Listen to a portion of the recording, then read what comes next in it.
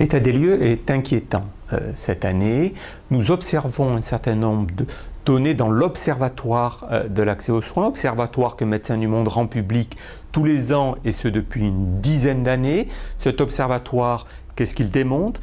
Il met en évidence l'état de santé des plus précaires en France et également il met en évidence la question de l'accès aux soins de ces personnes. C'est comment ces personnes peuvent rentrer dans des démarches de prévention et de soins.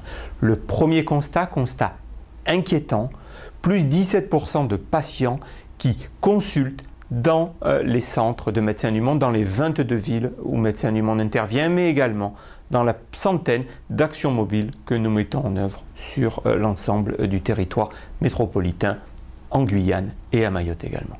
Plus 17% entre 2007 et 2009, c'est la première fois que nous assistons depuis 10 ans à une augmentation aussi importante. Surtout, élément qui nous alerte particulièrement, c'est l'augmentation des mineurs dans les centres de consultation de Médecins du Monde, plus de 30% de fréquentation pour des mineurs dans les centres de Médecins du Monde. C'est également une des données centrales que nous souhaitons mettre en évidence cette année.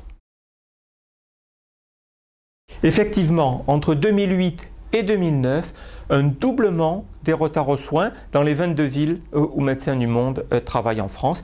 Qu'est-ce que cela veut dire? Cela veut dire que des personnes, des patients, retardent leur entrée dans le dispositif de soins, retardent le moment où ils décident de venir se faire soigner. Cela est préjudiciable pour leur santé, leur maladie va évoluer plus longuement et donc ils vont rentrer dans nos consultations alors que la maladie a déjà évolué.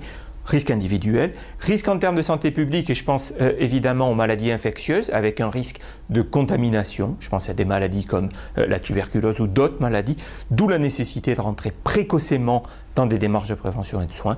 Troisième élément sur une dimension financière, on le sait, il n'est plus la peine de démontrer cela. Le fait de prendre en charge précocement une maladie a bien évidemment un impact direct sur le coût de cette prise en charge. Le fait de retarder les soins aura un coût supplémentaire pour la collectivité.